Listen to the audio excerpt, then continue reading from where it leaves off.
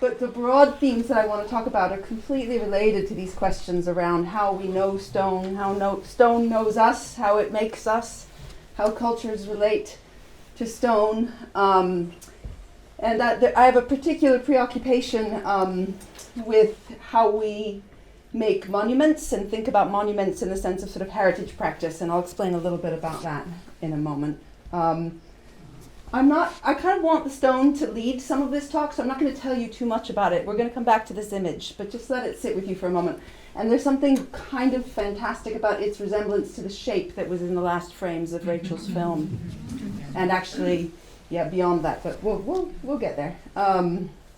Okay, so the last time I thought hard about stone was 10 years ago, probably. So what you're looking at here is a workshop in 2013 at Trinaworth Quarry, where Rose and David were in the midst of their PhD work, and we had Ian Cook and Pepe Romanilos come down from the Streatham campus, and we were all hatching a mad, wonderful plan to do a massive research project on cultural geologies. And that didn't happen in the end, but we had a wonderful day.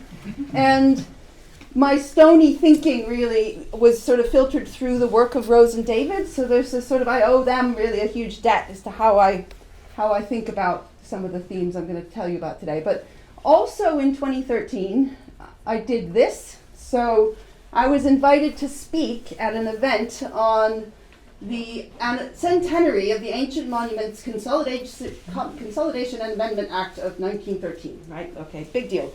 So this was an event that was held at the Society of Antiquaries in London, and I went and I sat in front of this room with all the great and the good of the heritage sector in the UK and basically said, you've got it wrong. You keep on separating out the natural bits from the cultural bits and pretending that you can have this separation that is then legislated for in the way that you manage these places. But every place that we care for, that we've carried with us, that has persisted with us from a past, is a place that is both cultural and natural. And what that means is that when those places change, their meaning isn't somehow evacuated when a cultural place becomes more natural. It's actually perhaps enhanced. It's like there are elements of decay and change and transformation that can actually generate significance and meaning. So this was work I'd been doing already, but then I sort of got stuck in deep with this path. It didn't go over very well up there, I have to say. I got lots of blank looks, and then so I went on and I wrote a book, and eventually I ended up, just this last couple of years, sitting in the big room with Historic England and Natural England and the National Trust, talking about this stuff again and actually making a little bit of progress. And so I know more about heritage legislation than I probably thought I needed to know, but we're going to come back to this room because this moment is actually important. But that separation between nature and culture, between the made and the found, is pretty fundamental, particularly in that act, interestingly, because we're going to go deeper than that act. We're going to go here. So here we are on a hilltop just above Constantine, Cornwall. And we are in the company of William Borlase, an antiquarian of some note. And we are looking at a giant granite boulder which is perched onto two other stones. And William's come out for a walk. And he described this particular object, and here we are, I think we are in date, 1769. He described this particular object as one of the most astonishing monuments of this kind in Cornwall. And if you know Constantine at all, it's sort of perched just above Main Farm. So if you're coming through down by the Waymarker and you go up the hill, it's just up there, sort of in that hinterland. Or was, but we haven't gotten to the was yet. So here was William Borlase looking at this rock, and he said it was the work of the Druids, no doubt, right? So at this point, rocks like this, they were sort of megalithic features. There was quite a lot of sort of interpretation of them as probably the work of the Druids, connected to sort of ancient superstitions. Borlase is sort of interestingly cagey about this. Like he sort of he outs all these stories about the Druids possibly doing things like having human sacrifices on the tops of these rocks, and then he backs off and he's like, but I don't think that necessarily. So he's constantly sort of telling you these stories about what they might have been. But this rock in particular interested him because of its location. It became a bit of a pilgrimage site. So the Tolmen of Constantine was a rock that people would come from quite far away to visit. And Henderson, who wrote a history of the parish of Constantine, said about this rock and others like it, the northern part of the parish of Constantine is strewn with granite boulders, some of gigantic proportions. One or two of these rocks, though of purely natural formation and of more interest to the geologist than the antiquary, must, however, be mentioned here. And Henderson is writing in the 1930s, so by then the distinction between what is of interest to the geologist and what is of interest to the antiquarian had started to come in. But what Henderson said about this particular stone was that it was perched on a hilltop 600 feet above sea level. And its dimensions, and this is in old measures, 33 feet breadth, 18 and a half feet high, and approximately 14 feet in width. So it was sort of a long, skinny thing. And so Borlase went and visited it in 1769, and then by the 1830s, you had people like Richard Tongue, who was a bit of an amateur painter, who painted painted Avebury, painted Stonehenge. He sort of roamed around taking in the ancient sites. He painted this particular picture with taking some liberties, I think you can often say. Constantine has never looked quite so alpine as that. So Tongue painted it, and interestingly, this is when we start to come back around to the beginning, this particular painting of the Tolmen Stone hangs in the Society of Antiquaries building in Burlington House in London. So he donated it to the Society of the Antiquaries in 1835 because of its significance in this sort of, at that point there was a sort of series of different monuments that were considered to be particularly valuable as records of this sort of Druidic, megalithic, sort of ancient past that we were carrying forward. And he also had a painting of the Tolmen that he hung in the British Museum for 6 years, and he made a plaster cast of the Tolmen Stone that sat down gathering dust in the basement of the British Museum and apparently is now lost. But this is just an indicator of like how significant this particular rock was. You know, lots of people were paying attention to it. It was recognized as having a particular kind of cultural value. People would make they would make trips to see it. I love the goats who were wandering around in the basement. And so there is a sense in which this particular image gives us a little window into sort of how people were seeing these stones and how these stones were then reflecting back to them a version of the past in the British Isles. And I didn't know when I was sitting there in 2013 that this was actually hanging on the staircase just around the corner. So I still have yet to make that pilgrimage. But again, it's just about the sense that somehow the stone, it had meaning, it had value, and there it was. 1849, you still have people going to visit. This is an etching which is at Penryn House. What I love is how different all of these stones are, actually. If you look at they're all painting the same but different. So, yeah. So, again, at this point, this would have been, a destination. People would have made trips to see the Tolmen. And at this point, you get the sort of the fraying of some of the myths about this sort of Druidic past. People are starting to sort of separate out their geology from their antiquarian knowledge and recognizing that things like the basins on the top, may not be the works of art that Borlase insisted they were. They might just be, and correct me, geologists, weathering pits, right? Okay, weathering pits. So they look like they might have had blood flowing in them, but it's actually just water, right? Okay, water, stone.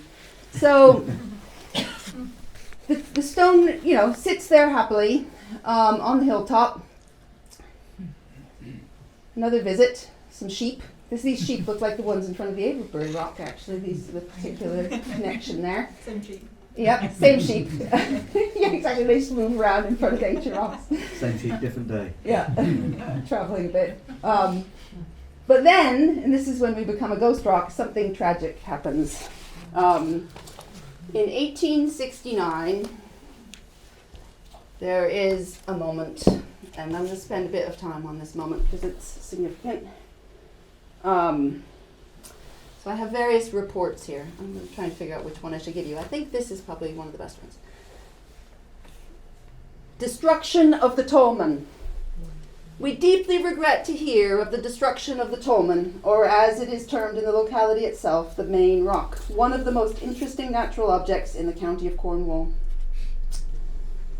And then they go on to talk about how this noble rock, which has braved the storm 6,000 years, fell on Tuesday last, before the passion so prevalent in the present day for converting everything into money. One of the rocks on which it stood was blown away on Tuesday, about 12 o'clock, and the huge mass descended to the quarry beneath. It had been understood for some time past that the rock was in danger, but it having been undermined for a considerable extent. So it's on the edge of an active granite quarry. But it was not known in the adjacent village of Constantine that its destruction was so near at hand until the night before. So it was actually destroyed on Constantine Feast Day, March 9th, 1869. So they waited until the most significant day for the village. And these descriptions, the quarry has been worked by a man named Dunstan, who appears to have had a great desire to get at the valuable bed of granite on which the rock rested. And unknown to Mr. W. Hoskin, the proprietor of the land, we are informed, had been working after dark, boring holes and blasting underneath the rock. He appears to have failed in his first attempt, but on Tuesday he bored a hole on the other side and put in a charge which, when fired, threw the Tolmen off its pivot, when it gradually and as if reluctantly rolled into the quarry beneath, where it now lies 40 feet below the place it has occupied for centuries, to the wonder and admiration of thousands. Soon after it fell into the quarry, these greedy Goths fell on it like crows on carrion and commenced boring holes in it, intending with their rippers and wedges to split it in pieces. But fortunately the proprietor was informed of what had taken place, and he immediately gave orders that it should remain as it was, and as it was contrary to his wish that it should have been disturbed. Okay, so the bed of granite underneath the Tolmen was estimated to be worth £1,000. We have another description of it following. So here it falls reluctantly. In this other description, they write, "This ancient colossal monument slowly swerved and majestically slid to the bottom of the quarry. A deep feeling of grief and regret pervades the district." And then I'm only going to give you a couple more of these contemporary accounts. They are quite great, though. Here we have a piece from the Royal Cornwall Gazette, where we have a correspondence stating, "The rock rests at the bottom of the quarry precisely as it stood in its former proud preeminence, and the sacrificial basins, lips, and channels described by Borlase may now be seen as they have probably existed for 2,000 years. I saw it yesterday in deep grief and mortification, for I am a Cornishman and have Constantine blood in my veins. I don't here mention the tradition that exists throughout this district against him who injures the Tolmen. I would rather believe that his own reflections will be sufficient punishment for the irreparable loss he has occasioned to the antiquities of Cornwall." Okay, sad moment, much grief. But then what happened? Well, this is when it gets interesting. So I moved to Constantine 13 years ago, and I had the little book, Bill Scolding's 5 Walks Around Constantine, fine little guide, which actually has a version of that image on the front of it. And I'd read the bits in here, and there is a curious piece here where it says, "This act of Gothic barbarism so appalled geologists and antiquarians," look, they're together here, "that within weeks it led to the founding of a committee for the preservation of ancient monuments, and in 1882, the Ancient Monuments Protection Act." And indeed, we have a statement here, which was in the Illustrated London News in April, so a few weeks later. Sir John Lubbock went and made an appeal to Parliament and said, "We can't let this happen," right? So that it's a direct response to the destruction of the Constantine Tolmen. There was a debate that happened in Parliament within a week. And so Sir John Lubbock, he appealed on the destruction of the Tolmen, and the Council of the Ethnological Society have appointed a committee to investigate the prehistoric monuments of these islands and the measures to be taken for their preservation. It includes Sir John Lubbock, Professor Huxley, Colonel Lane Fox, Mr. Hyde Clark, John Evans, Thomas Wright, D. Thurman, and then the A.W. Franks of the British Museum. it says that an ancient popular tradition of Cornwall denounces a terrible superhuman vengeance against the destroyer of the Tolmen. So suddenly you have this moment, right? You have the British establishment, the great and the good, the equivalent of who was sitting in that room at the Society of Antiquaries in 2013, saying we can't let this happen. But the outrage is about not a made monument, but a found monument. It's about a natural feature, a geological monument, that by then nobody really was associating with the Druids anymore, but it had significance that had accrued over the years because of folklore, because of tradition, because of pride, because of this prohibition against removing it. And so the trigger for that discussion in 1882 is the destruction of this rock in Constantine, Cornwall. And that fact, interestingly, although Constantinians like to talk about it, it's not widely known. And so if you go to Historic England's website, you have this timeline. So you have in 1869 that commission being set up about making a list, but there's no mention of the Tolmen Stone. And then by 1873, Sir John Lubbock has succeeded in getting a bill introduced to Parliament, inspired by threats such as the Avebury stone circle. So again, you sort of have this omission of actually the fact that the whole debate and the whole impetus to actually create heritage legislation in the UK started with the destruction of this stone here in Cornwall. And I think I was thinking about Beth's talk about this sort of Cornwall having these stony origins for big ideas, right? So you get this little chunk of coastline there, or you have an incident that happens where actually there is a much larger story to tell here. And so as the legislation sort of becomes formalized, what's fascinating about that first list is that there were actually a handful of what are now recognized as purely geological features on it. And it took years for them to actually start to include sort of Roman and medieval buildings, right? So that came much later. And then by 1913, you have more or less something that resembles heritage legislation as we have it now. And so you have the ability to sort of bring in much more recent built structures, and then you can also impose preservation orders and things like that. But what has happened is that you have had a complete, those origins, which actually indicate a sort of spirit of heritage legislation, which is much more about recognizing communal value, but also recognizing an interpenetration of sort of cultural and natural value, and the way that monuments get made by people who project their values and their stories and their meanings onto them. They don't get made by being built and just sitting there. And I think there's something in recovering some of that backstory. And so Peter Herring was actually, who some of you must know, was the person who put me onto the fact that that painting is hanging in the Society of Antiquaries building. And so I have a fantasy of doing a project with him and others just to try to retell that story. Chris Evans, who's an archaeologist at Cambridge, has actually written a little bit about this. And he makes the point that actually we need that history in order to think he wrote it in 1994, so I think I'm making the point that we need that history to think ourselves into a future where we're not so rigid about how we interpret these boundaries. But I've also come across another piece, and now I'm making a big mess up here. Right. There's another piece of writing which I think relates to this. I'm going to go back to the ghost stone. And this is a piece by Alan Sonfist, who's a sort of early environmental artist who was writing in the 1960s. And he has a wonderful short lecture that he gave where the title is Natural Phenomena as Public Monuments. So he was quite interested in this idea that actually we need to be more attentive to the way in which found things or living things actually are monuments, which we project meaning onto and which give meaning back to us. And he proposed to create a time landscape, which was a restoration of the natural environment in Lower Manhattan. And he ends this lovely little essay by saying the concept of what is a public monument then is subject to reevaluation and redefinition in the light of our greatly expanded perception of what constitutes the community. Natural phenomena, natural events, and the living creatures on the planet should be honored and celebrated, along with human beings and events.